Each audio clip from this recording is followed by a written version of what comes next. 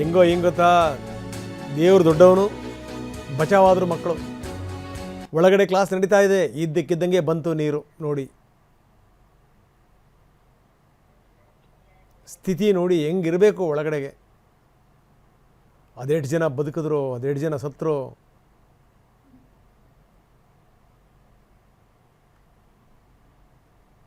ನೋಡಿ ಪಠ್ಯಪುಸ್ತಕಗಳು, ಬ್ಯಾಗ್ಗಳು ಅಲ್ಲೇ ಬಿದ್ದಿವೆ. ಎಷ್ಟು ಜನ ಪಾಪ ಮಣ್ಣಲ್ಲಿ ಮಣ್ಣಾಗ್ಬಿಟ್ರೋ ಏನೋ. ನಮ್ಮ ಪ್ರತಿನಿಧಿಯಲ್ಲಿಂದ ಒಂದು ವರದಿ ಕೊಡ್ತಾ ಇದ್ದಾರೆ ದಾದಿಂಗ್ ಪ್ರದೇಶದಿಂದ. ಬನ್ನಿ ನೋಡೋಣ. ಈ ಶಾಲೆ ಒಳಗೆ ಹೋಗೋಣ. ಈ ಶಾಲೆಯ ಪರಿಸ್ಥಿತಿಯನ್ನು ನಿಮಗೂ ತೋರಿಸ್ತೇವೆ. ಇದು ಭಾಗ್ಯೇಶ್ವರಿ ಮಾಧ್ಯಮ ಶಾಲೆ. ಈ ಶಾಲೆಯ ಈಗಿನ ಸ್ಥಿತಿಯನ್ನೊಮ್ಮೆ ನೋಡಿ. ಗ್ರೌಂಡ್ ಫ್ಲೋರ್ನಲ್ಲಿರೋ ಒಂದೇ ಒಂದು ಕ್ಲಾಸ್ ರೂಮ್ ಕೂಡ ಸುರಕ್ಷಿತವಾಗಿಲ್ಲ. ಎಲ್ಲ ಕ್ಲಾಸ್ ರೂಮ್ಗೂ ನೀರು ನುಗ್ಗಿದೆ. ಆ ಕ್ಲಾಸ್ ರೂಮ್ಗೆ ಹೋಗಲು ಪ್ರಯತ್ನ ಮಾಡ್ತೇವೆ. ಮಾಹಿತಿ ಸಿಕ್ತಿದ್ದಂತೆ ಮಕ್ಕಳು ತಮ್ಮ ಸ್ಕೂಲ್ ಬ್ಯಾಗ್ ಬಿಟ್ಟು ಹೋಗಿದ್ದಾರೆ. ಈ ಸ್ಕೂಲ್ ಬ್ಯಾಗ್ ಅನ್ನ ನೋಡಿ. ಭರವಸೆಗಳನ್ನ ಹೊತ್ತು ಮಕ್ಕಳು ಇಲ್ಲಿಗೆ ಬಂದಿದ್ರು. ಅದು ಈ ಸ್ಥಿತಿಯಲ್ಲಿದೆ. ನೋಟ್ಬುಕ್, ಡೈರಿ, ಇಲ್ಲೂ ಒಂದು ಪುಸ್ತಕ ಇದೆ. ಎಲ್ಲವೂ ಹಾಗೆಯೇ ಬಿದ್ದುಕೊಂಡಿದೆ. ಇಲ್ಲಿ ನೋಡಿ, ಇಂಥ ಎಷ್ಟು ಸ್ಕೂಲ್ ಬ್ಯಾಗ್ಗಳು ಇವೆ. ಮಕ್ಕಳು ಇಲ್ಲಿ ಪಾರಾಗಿ ಹೋಗಿದ್ದಾರೆ. ಆದ್ರೆ ಅವರ ಬ್ಯಾಗ್ ಇಲ್ಲೇ ಇದೆ. ನಾವು ಕ್ಲಾಸ್ ರೂಮ್ಗೆ ಹೋಗಲು ಪ್ರಯತ್ನಿಸ್ತೇವೆ. ಇಲ್ಲಿನ ಪರಿಸ್ಥಿತಿ ತುಂಬಾ ಕೆಟ್ಟದಾಗಿದೆ. ಇದನ್ನ ನೋಡಿ, ಮಕ್ಕಳೆಲ್ಲ ಹೋಗಿದ್ದಾರೆ. ಅವರ ಬ್ಯಾಗ್ಗಳನ್ನು ಹಾಗೆಯೇ ಇಡಲಾಗಿದೆ. ಮಕ್ಕಳು ಯಾವ ಸ್ಥಿತಿಯಲ್ಲಿ ಇಲ್ಲಿಂದ ಪಾರಾಗಿದ್ದಾರೆ ಅನ್ನೋದನ್ನು ಈ ದೃಶ್ಯ ನೋಡಿ ಊಹಿಸಬಹುದು. ಮಾಹಿತಿ ಸಿಕ್ತಿದ್ದಂತೆ ಮಕ್ಕಳು ಹೇಗೆ ತೆರಳಿರಬಹುದು ಅನ್ನೋದಕ್ಕೆ ಇದೇ ಸಾಕ್ಷಿ. ಈ ಕ್ಲಾಸ್ ರೂಮ್ನಲ್ಲಿ ಮಕ್ಕಳು ಕಲಿತಿದ್ರು. ತರಗತಿ ನಡೆಯುತ್ತಿದ್ದಾಗ ಹೇಗಿತ್ತೋ ಹಾಗೆಯೇ ಇದೆ. ಬೆಂಚ್, ಡೆಸ್ಕ್, ಮಗುವಿನ ಐಡಿ ಕಾರ್ಡ್ ನೋಡ್ತಾ ಇದ್ದೀರಿ. ಇದು ಟಿಫಿನ್ ಬಾಕ್ಸ್ ನಲ್ಲಿ ತಂದಿರೋ ಊಟ ಕೂಡ ಹಾಗೆಯೇ ಇದೆ. ಇದನ್ನು ಬಿಟ್ಟು ಮಕ್ಕಳು ತೆರಳಿದ್ದಾರೆ.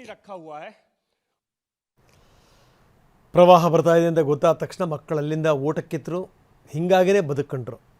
ನೋಡಿ ಪಠ್ಯ ಪುಸ್ತಕಗಳು, ಇಡೀ ಶಾಲೆ ಎಷ್ಟರ ಮಟ್ಟಿಗೆ ಕೆಸರು ಮಯ ಆಗಿದೆ ನೋಡಿ. ಒಂದು ಚೂರು ಯಾಮಾರು ಬಿಟ್ಟಿದ್ರೆ ಮಕ್ಕಳುಗಳು ಆ ಬೆಂಚ್ಗಳ ಮೇಲೆ ನೋಡಿ, ಬೆಂಚ್ಗಳ ಮೇಲೆ ನಿಂತಿದ್ದರೂ ಕೂಡ ಮಕ್ಕಳುಗಳು ಬದುಕಕ್ಕೆ ಸಾಧ್ಯ ಇರ್ತಿರಲಿಲ್ಲ. ನಮ್ಮ ಪ್ರತಿನಿಧಿ ದಾದಿಂಗ್ ಪಟ್ಟಣದಿಂದ ವಿವರಗಳನ್ನು ಕೊಡ್ತಾಯಿದ್ರು. ಮಕ್ಕಳು ನೋಡಿ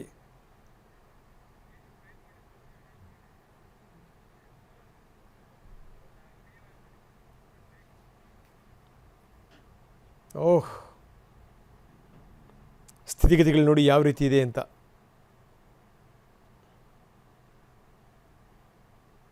ಅಂದ್ಕೊಳ್ಳೋಕೆ ಸಾಧ್ಯನಾ?